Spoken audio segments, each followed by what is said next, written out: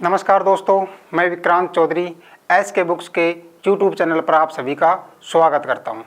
दोस्तों, हर बुधवार को हम आपके लिए 35 क्वेश्चंस के करंट अफेयर के सवाल लेके आते हैं जो आपके एग्ज़ाम के पॉइंट ऑफ व्यू से बहुत इंपॉर्टेंट होते हैं। वो चाहे एग्ज़ाम आप स्टेट गवर्नमेंट का दो या चाहे सेंट्रल गवर्नमेंट का दो, सभी एग्ज़ाम्स में करंट अफेयर्स के क्वेश्चन आते रहते हैं। इसलिए हम आपके लिए 35 क्वेश्चंस लेके आए हैं। इसकी हम सबसे पहले सारणी देख लेते हैं।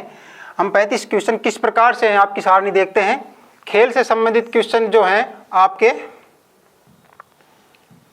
खेल से 20 क्वेश्चन लिए गए हैं आपके, जो बहुत ही इंपॉर्टेंट होता है करंट अफेयर्स से संबंधित में। 20 क्वेश्चन है खेल के। प्रमुख व्यक्ति और नियुक्ति से आपके 3 क्वेश्चन हैं। रक्षा से आपके 2 हैं। पुरस्कार से भी 2 हैं। स्थान से 1 है। योजना से 1 है। दिवस से 1 है और विविध से आपके लिए 5 क्वेश्चन लेके आए हैं। शुरुआत करते हैं। सबसे पहले हम खेल के क्वेश्चन जो 20 क्वेश्चन है किस प्रकार से हैं। पहला क्वेश्चन है खेल से संबंधित 19वां एशियाई खेल 2022 जो कि 2023 में आयोजित हुआ था। कोरोना की वजह से आप सभी को पता है भारत ने शूटिंग में अब तक का सर्वश्रेष्ठ प्रदर्शन किया है। शूटिंग में इस बार कितने स्वर्ण पदक भारत ने जीते हैं।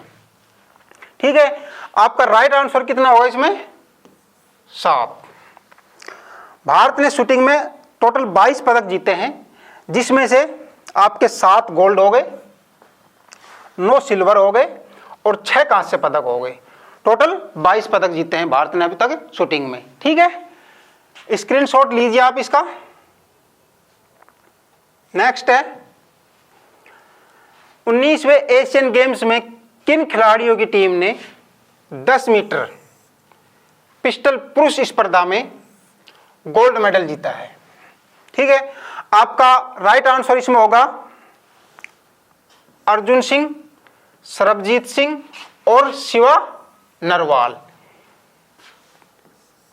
Option A. नेक्स्ट होगा, स्क्रीनशॉट लीजिए इसका आप। 19वें एशियाई खेलों में पलक गुलिया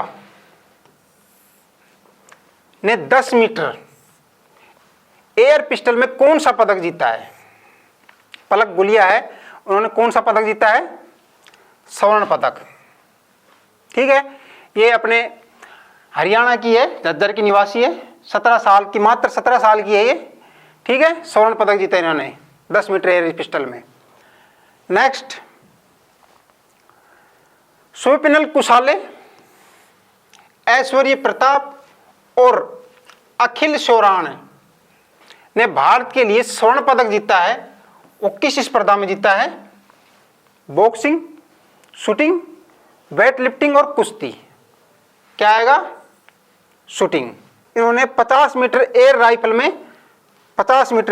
में स्वर्ण पदक जीता है।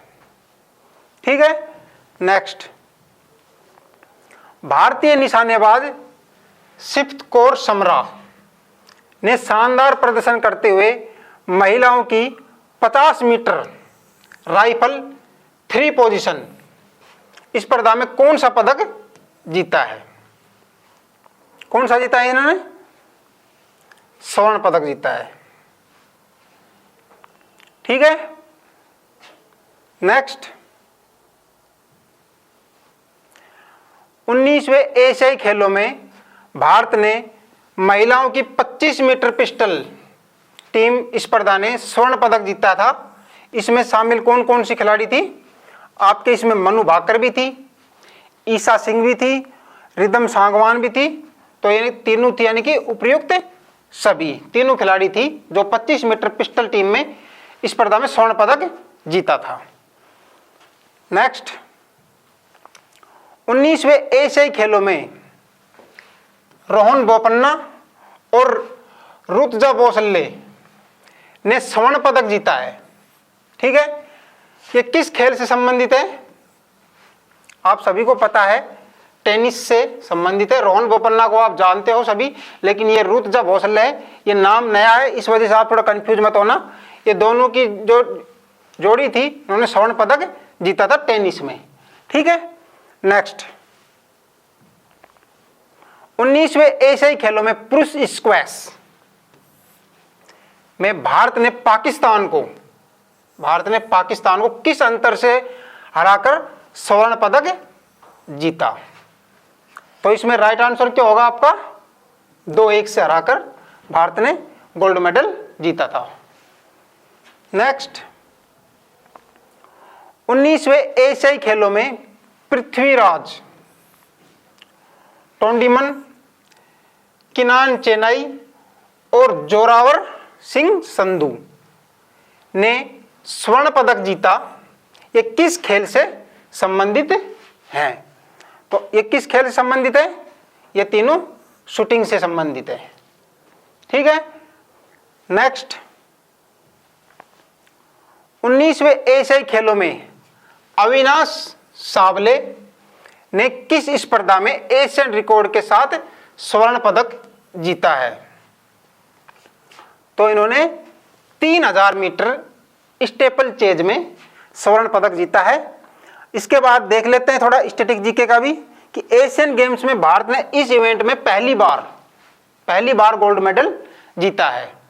जो राष्ट्रमंडल खेल 2022 में भी रजत पदक जीता था। अपने ये अविनाश सावले हैं, इन्होंने राष्ट्रमंडल खेल 2022 ये कहाँ हुए थे?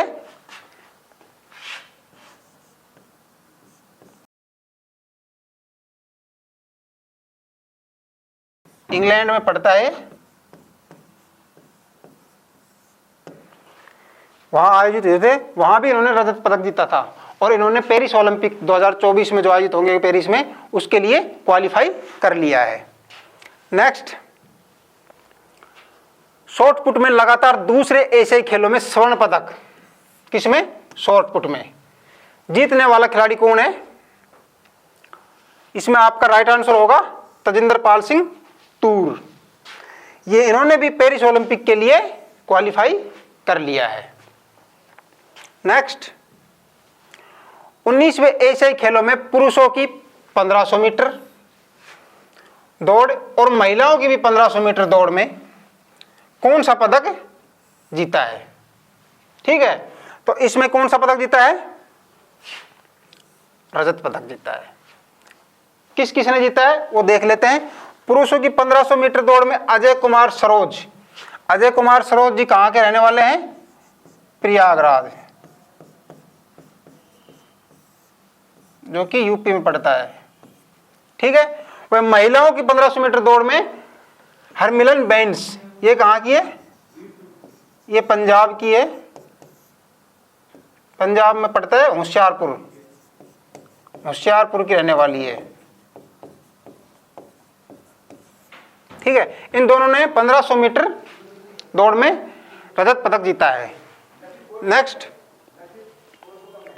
19वें एशियाई खेलों में महिला अदिति अशोक ने रजत पदक अपने नाम किया। ये किस खेल से संबंधित है? ये किस खेल संबंधित है? गोल्फ से। ठीक है। गोल्फ में एशियाई खेलों के इतिहास में कोई भी पदक जीतने वाली पहली भारतीय महिला खिलाड़ी है ये। और वह टोक्यो ओलंपिक में भी इन्होंने चौथा स्थान प्राप्त किया था। टोक्यो ओलंपिक जो 2020 में हुए थे जापान में, उसमें भी गोल्फ में इन्होंने चौथा स्थान प्राप्त किया था। ठीक है। नेक्स्ट, 19वें एशियाई खेलों में पुरुष लॉन्ग जंप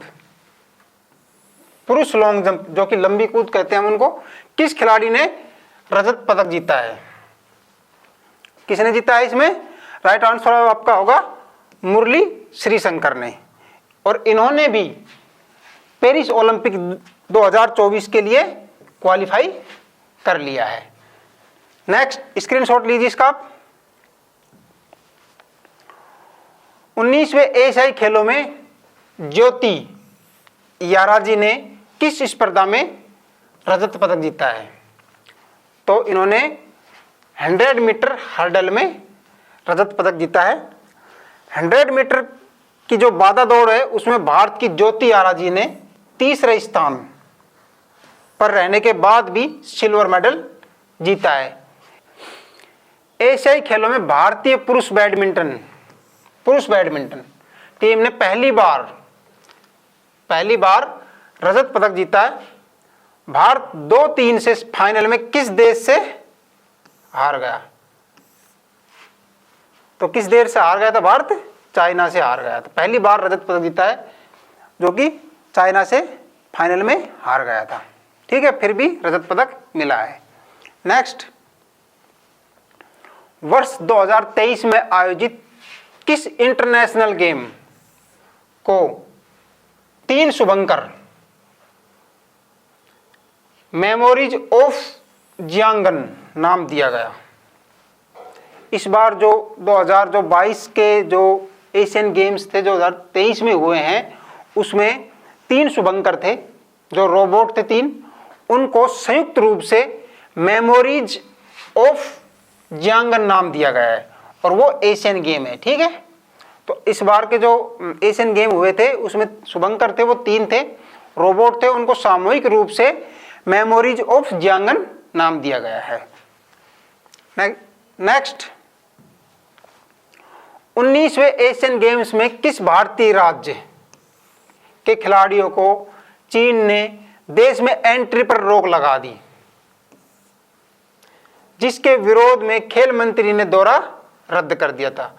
तो ये अरुणाचल प्रदेश के जो खिलाड़ी थे उनको एशियन गेम में भाग लेने से रोक लगा दी थी। इसका विरोध अपने खेल मंत्री कौन है? अनुराग सिंह ठाकुर। अनुराग सिंह ठाकुर जी, अनुराग सिंह ठाकुर जी ने जो दौरा था खेल मंत्री जी का, उन्होंने दौरा रद्द कर दिया था इसके विरोध में। ठीक है, नेक्स्ट, भारत ने पाकिस्तान पर सबसे बड़ी जीत हॉकी में एशियाई खेल 2022 आयोजित 2023 में हुए थे, ठीक है, ध्यान रखना इसको, हासिल की। भारत ने पाकिस्तान को किस अंतर से हराया था? भारत ने पाकिस्तान को 10-2 से हराया था, बुरी तरीके से हराया था। और भारत 2018 से अब तक पाकिस्तान से एक भी मैच नहीं हारा है। ठीक है, नेक्स्ट, भारत की किस महिला टेबल टेनिस जोड़ी ने विश्व नंबर 2 चीन की युगल जोड़ी को क्वार्टर फाइनल में हराया और बाद में कांस्य पदक जीता? इसका राइट आंसर होगा आपका बी, सुतीर्था और अहिका। दोस्तों, खेल से संबंधित क्वेश्चन थे 20, वो कंप्लीट हो गए हैं। अब आगे के क्वेश्चन नेक्स्ट सर लेके आएंगे। पीछे के क्वेश्चन आपको करा दिए गए हैं, चलते हैं आगे के क्वेश्चंस पर। प्रमुख व्यक्ति और नियुक्ति के क्वेश्चंस पर। प्रेस ट्रस्ट ऑफ इंडिया का अध्यक्ष किसे नियुक्त किया गया है? तो प्रेस ट्रस्ट ऑफ इंडिया की स्थापना कब हुई थी? 1947 में इसकी स्थापना हुई थी। और प्रेस ट्रस्ट ऑफ इंडिया का नया अध्यक्ष के.एन. शांता कुमार को नियुक्त किया गया है और ये एक वर्ष के लिए नियुक्त किया गया है और ये दूसरी बार है, सेकंड बार नियुक्त किया गया है इनको। और प्रेस इंफॉर्मेशन ब्यूरो, इनके अध्यक्ष कौन है? मनीष देसाई।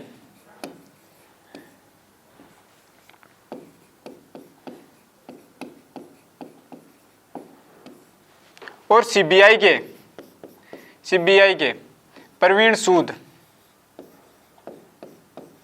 वर्तमान में अध्यक्ष हैं। हाल ही में दिवंगत हुए एम.एस. स्वामीनाथन का संबंध किस क्रांति से है? तो एम.एस. स्वामीनाथन का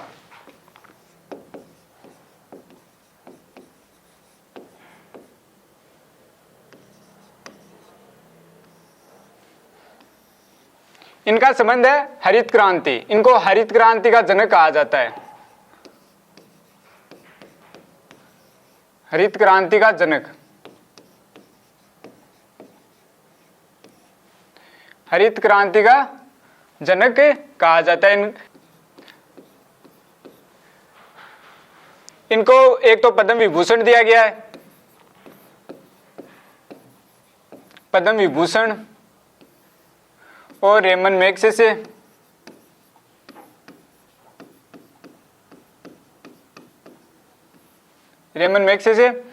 और फर्स्ट विश्व खाद्य पुरस्कार।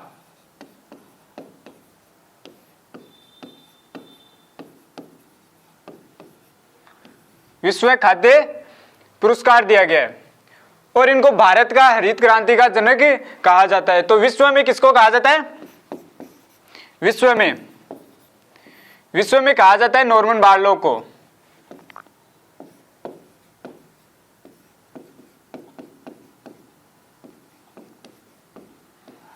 इनको विश्व में हरित क्रांति का जनक कहा जाता है। और थोड़े दिनों पहले नॉर्मन बोरलॉग अवार्ड ये किसे दिया गया था? स्वाति नाइक को। स्वाति नाइक को दिया गया था। तो इसमें हमारा आंसर होगा हरित क्रांति, ऑप्शन डी। हाल ही में प्रेमिला मलिक किस राज्य की विधानसभा की प्रथम महिला अध्यक्ष बनी है? तो ये ओडिशा राज्य की प्रथम महिला विधानसभा अध्यक्ष बनी है। ये बिंजारपुर विधायक प्रमिला मलिक को ओडिशा की बीजू जनता दल की निर्विरोध अध्यक्ष बनाया गया है और ये ओडिशा की फर्स्ट है, ओडिशा की प्रथम महिला विधानसभा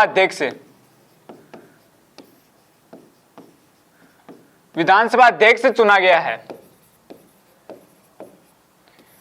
वर्तमान में ओडिशा के सीएम कौन है? नवीन पटनायक। सीएम है नवीन पटनायक।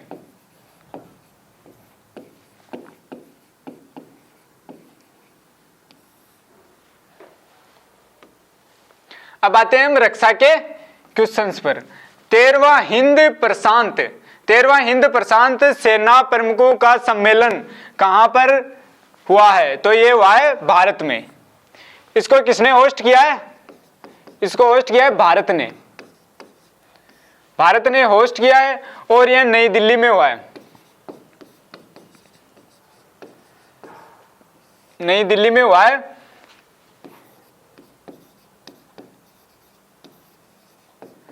मानेकशॉ सेंटर नई दिल्ली में हुआ है और इसमें 30 देशों ने भाग लिया है। 30 देशों ने इसमें भाग लिया है और इसका उद्देश्य है शांति स्थापित करना, इसका मुख्य उद्देश्य है। तो इसका उद्देश्य शांति स्थापित करना।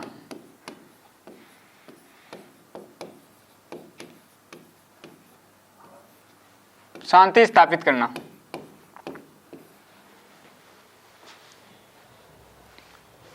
C295 ट्रांसपोर्ट विमान को भारतीय वायुसेना के किस स्क्वाड्रन में शामिल किया है? तो इसको 11 स्क्वाड्रन द राइनो में इसे शामिल किया गया है और इसको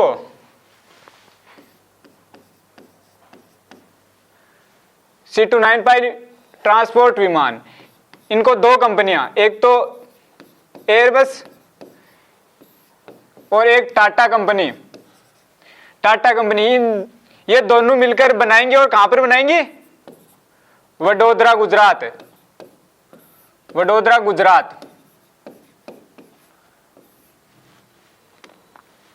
अब आते हैं हम पुरस्कार के क्वेश्चंस पर। 53वां Dada Saheb Phalke life time achievement पुरस्कार 2021 किसे प्रदान किया जाएगा? तो 53वां ये वहीदा रहमान को प्रदान किया जाएगा। ये याद रखना 53वें क्रम का है।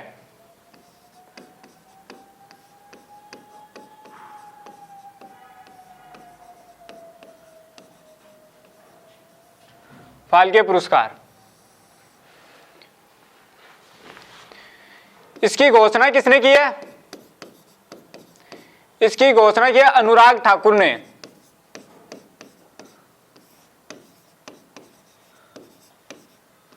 अनुराग ठाकुर वर्तमान में हमारे सूचना एवं प्रसार मंत्री हैं, केंद्रीय सूचना एवं प्रसार मंत्री हैं। इन्होंने इसकी घोषणा की है और ये वहीदा रहमान को दिया जाएगा। दादा साहब फाल्के पुरस्कार, इसका नाम दादा साहब फाल्के पुरस्कार क्यों रखा गया? दादा साहब फाल्के का पूरा नाम था गोविंद फाल्के, इनका नाम था गोविंद फाल्के। इन्होंने भारत की प्रथम फिल्म हरिश्चंद्र, भारत की प्रथम फिल्म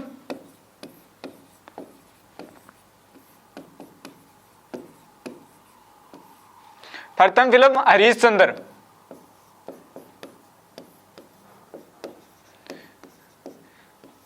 प्रथम फिल्म हरिश्चंद्र को बनाया था, इसलिए इनके नाम पर दादा साहब फाल्के पुरस्कार प्रतिवर्ष दिया जाता है।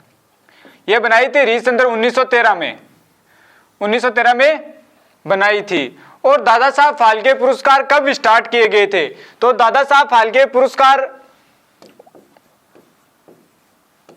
1969 में स्टार्ट किए गए थे। तो ये फर्स्ट किसको दिया गया था? फर्स्ट दिया गया था देविका रानी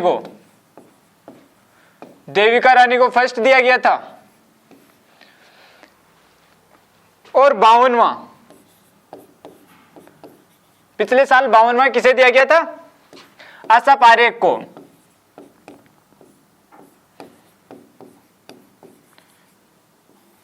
आशा पारेख को दिया गया था।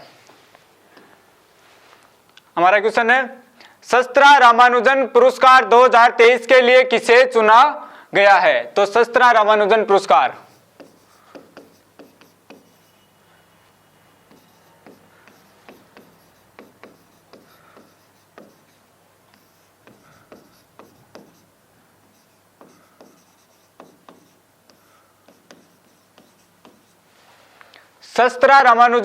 के लिए चुना गया है रुइक्सियांग झांग को चुना गया है।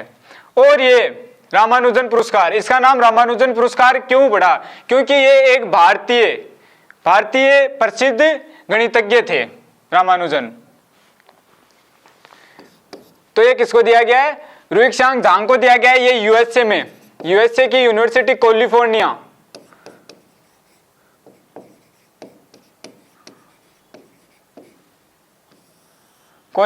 में प्रोफेसर हैं। और ये फर्स्ट बार कब स्टार्ट हुए थे? 2005 में स्टार्ट हुए थे। और प्रतिवर्ष गणित दिवस इनकी जयंती पर, रामानुजन की जयंती पर प्रतिवर्ष 22 दिसंबर को मनाया जाता है। अब आते हैं हम स्थान के क्वेश्चंस पर। राष्ट्रीय औषधीय शिक्षा और अनुसंधान संस्थान नाइपर, ये इसी की शॉर्ट फॉर्म है नाइपर का उद्घाटन कहां पर हुआ है? तो ये हुआ है गांधीनगर, गुजरात में हुआ है। NIPER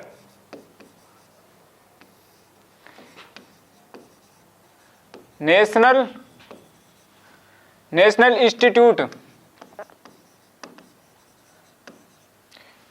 institute of pharmaceutical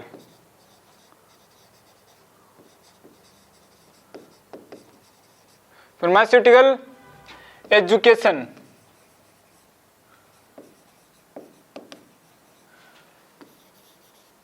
and research. इसकी स्थापना कब हुई थी? इसकी स्थापना हुई थी 1998 में इसकी स्थापना हुई थी। और इसका उद्घाटन राष्ट्रीय औषधीय शिक्षा और अनुसंधान संस्थान का उद्घाटन, इसका उद्घाटन किया अमित शाह ने गांधीनगर गुजरात में किया है। और ये हमारे वर्तमान में गृह मंत्री हैं। और पहले फर्स्ट सहकारिता मंत्री भी कौन है? अमित शाह। अब आते हैं हम योजना के क्वेश्चंस पर। किस राज्य ने मुख्यमंत्री निर्माण श्रमिक पेंशन सहायता योजना प्रारंभ की है? तो मुख्यमंत्री निर्माण श्रमिक पेंशन सहायता योजना ये छत्तीसगढ़ राज्य ने स्टार्ट की है। और इसमें जो श्रमिक निर्माण कार्यों में कार्य करते हैं उनको 60 वर्ष की आयु पूर्ण होने पर 60 वर्ष की आयु पूर्ण होने के बाद इनको 1500 रुपए प्रतिमाह दिए जाएंगे। और ये 1500 रुपए प्रतिमाह दिए जाएंगे और ये 10 वर्ष तक ही दिए जाएंगे। ये परमानेंट नहीं दिए जाएंगे, ये सिर्फ 10 वर्ष के लिए, 10 वर्ष तक दिए जाएंगे, 10 वर्ष के बाद बंद कर दिए जाएंगे। वर्तमान में सीएम कौन है छत्तीसगढ़ के? भूपेश बघेल।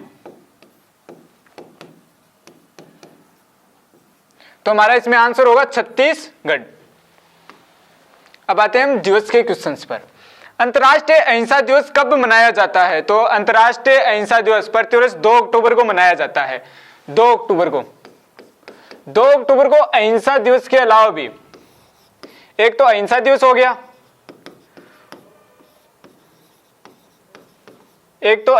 गया, और 2 अक्टूबर को ही लाल बहादुर शास्त्री जयंती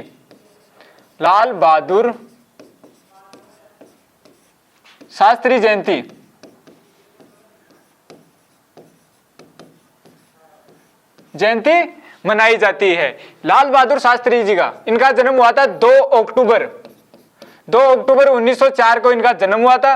और ये भारत के सेकंड पीएम है, ये भारत के सेकंड प्रधानमंत्री थे। और इनकी मृत्यु कहां पर हुई थी? इनकी मृत्यु हुई थी ताशकंद उज्बेकिस्तान में।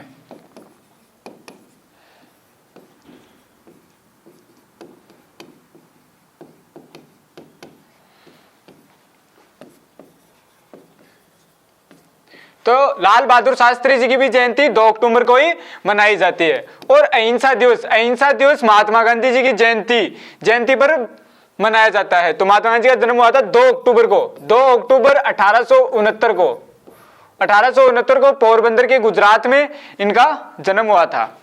तो इसलिए प्रतिवर्ष 2 अक्टूबर को अहिंसा दिवस मनाया जाता है। इनकी प्रसिद्ध पत्रिकाएं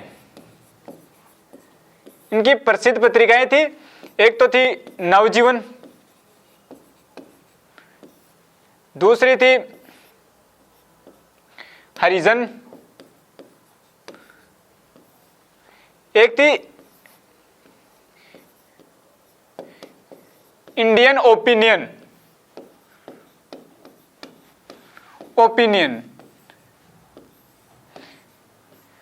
जो ये नवजीवन और हरिजन ये तो भारत में स्टार्ट की गई थी, जबकि इंडियन ओपिनियन ये साउथ अफ्रीका में स्टार्ट की थी। तो ये ध्यान रखना, ये कई बार एग्जाम में पूछा जाता है। इनकी पुस्तक इनकी 2 मुख्य पुस्तकें थी, एक तो थी हिंद स्वराज, एक थी सत्य के साथ मेरे प्रयोग।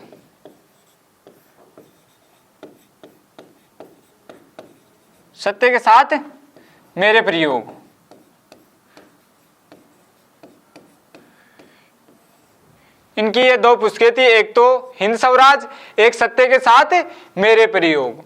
और लाल बहादुर शास्त्री जी ने एक प्रसिद्ध नारा दिया था, जय जवान और जय किसान का। जय जवान और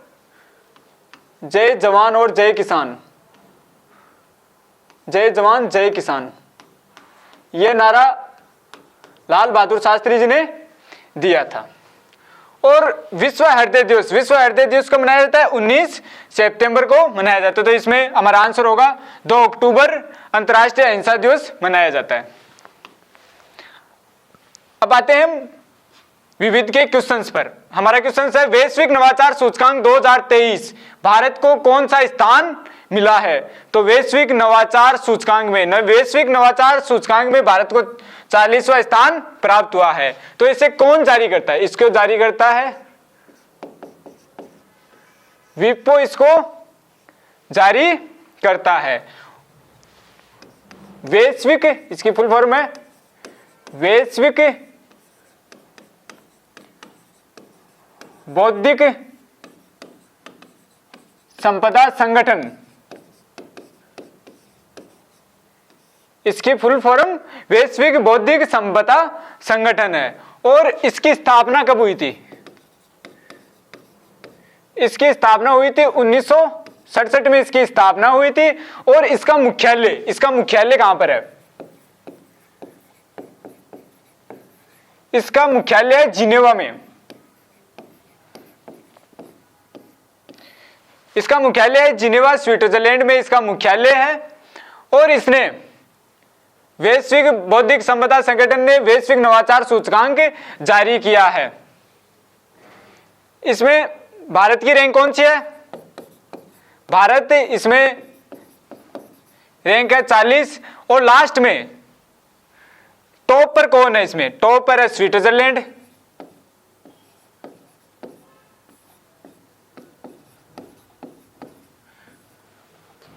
और अंतिम स्थान पर कौन है? अंतिम में है इसमें 132 नंबर पर अंगोला। अंगोला इसमें अंतिम स्थान पर है। नई दिल्ली में प्रारंभ भारत की पहली ग्रीन हाइड्रोजन फ्यूल सेल बस किसने विकसित किया है? तो यह भारत की एक तो पहली है, ग्रीन हाइड्रोजन फ्यूल सेल बस पहली है, और ये IOCL ने इसे विकसित किया है। IOCL ने इसका निर्माण किया है। IOCL की फुल फॉर्म है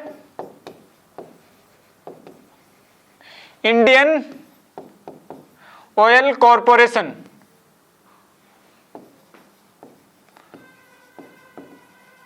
कॉरपोरेशन लिमिटेड।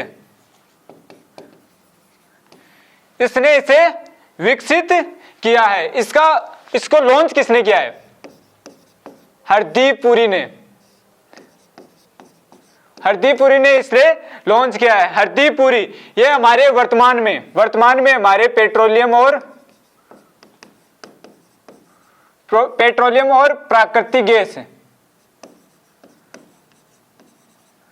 प्राकृतिक गैस मंत्री हैं। इन्होंने नई दिल्ली से इसे लॉन्च किया है। और हाइड्रोजन फ्यूल ये स्वच्छ ईंधन है। ये एक स्वच्छ ईंधन है, ये कार्बन उत्सर्जन नहीं करता है, इसलिए। और भारत का 2070 तक net zero carbon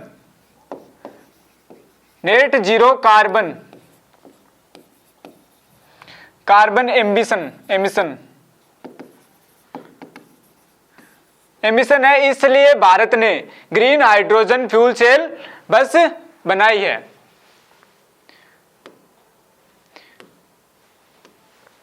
world talent ranking 2023 में भारत को कौन सा स्थान प्राप्त हुआ है? तो ये वर्ल्ड टैलेंट रैंकिंग 2023 इसे जारी कौन करता है? इसे जारी करता है IMD। इसे IMD जारी करता है। IMD की फुल फॉर्म है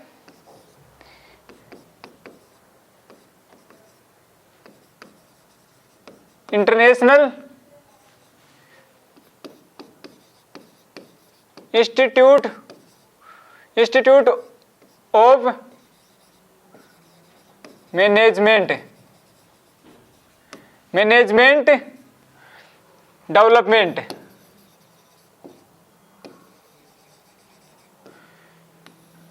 इसको जारी करता है। और इसमें वर्ल्ड टैलेंट रैंकिंग 2023 में भारत की रैंक है 56। भारत की रैंक कितनी है? 56। भारत की रैंक 56 है इसमें। अब हमारा क्वेश्चन है टाइम्स हायर एजुकेशन की वर्ल्ड यूनिवर्सिटी रैंकिंग 2024 में प्रथम स्थान किस यूनिवर्सिटी को मिला है? तो Times Higher education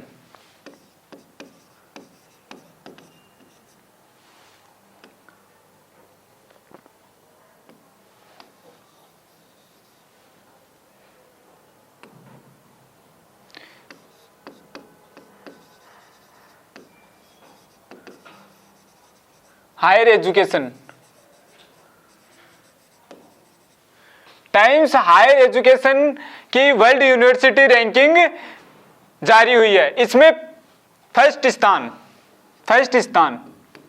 Oxford university को मिला है और सेकंड नंबर पे स्टैनफोर्ड यूनिवर्सिटी रही है। सेकंड नंबर पे स्टैनफोर्ड यूनिवर्सिटी है और थर्ड नंबर पे मैसाचुसेट्स इंस्टीट्यूट ऑफ टेक्नोलॉजी, यह थर्ड नंबर पे रहा है। इसमें इसमें 108 देशों ने 108 देशों की यूनिवर्सिटी को शामिल किया गया था और 108 तो देश और 1000 प्लस यूनिवर्सिटी को शामिल किया गया था। इसमें सबसे ज्यादा यूनिवर्सिटी किस देश की थी? तो इसमें सबसे ज्यादा यूनिवर्सिटी थी तो अमेरिका की, यूएसए की इसकी सबसे ज्यादा यूनिवर्सिटी थी। और इसमें भारत 4 नंबर पे था, फर्स्ट पे था यूनिवर्सिटी में कि भाई फर्स्ट सबसे ज्यादा यूनिवर्सिटी किसकी थी? यूएसए की थी। और भारत 4th नंबर पे था, भारत 4th नंबर पे था। भारत की इसमें 91 यूनिवर्सिटी को शामिल किया गया था, इसमें 91 यूनिवर्सिटी को शामिल किया गया था। और इसमें भारत की 200 रैंक तक कोई यूनिवर्सिटी भारत की इसमें शामिल नहीं है। 201 से 250 के बीच में इसमें एक यूनिवर्सिटी शामिल है, कौन सी है? भारतीय विज्ञान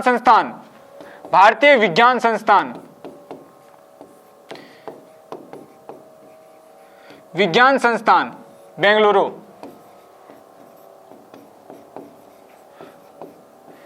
ये इसमें शामिल है। तो इसका आंसर होगा ऑक्सफोर्ड यूनिवर्सिटी को टाइम्स हायर एजुकेशन की वर्ल्ड यूनिवर्सिटी रैंकिंग 2024 में प्रथम स्थान प्राप्त हुआ है। हमारा अंतिम क्वेश्चन है, भारत का 54वां नया टाइगर रिजर्व वीरांगना दुर्गावती टाइगर रिजर्व किस राज्य में स्थित है? तो ये भारत का 54वां होगा वीरांगना दुर्गावती टाइगर रिजर्व है और ये मध्य प्रदेश राज्य में है। ये मध्य प्रदेश राज्य में है और मध्य प्रदेश में पहले से 6 टाइगर रिजर्व हैं और 7वां कौन सा होगा? वीरांगना दुर्गावती टाइगर रिजर्व है। तो भारत का ये कौन सा होगा? भारत का तो 54वां होगा और मध्य प्रदेश राज्य का 7वां होगा। तो हमारे क्वेश्चन यहीं समाप्त होते हैं। तो क्लास अच्छी लगी तो लाइक करें, कमेंट सेक्शन में कमेंट करके बताएं और अपने दोस्तों के साथ शेयर करें और YouTube चैनल को सब्सक्राइब करना ना भूलें। मिलते हैं आगे की क्लास में। Thank you.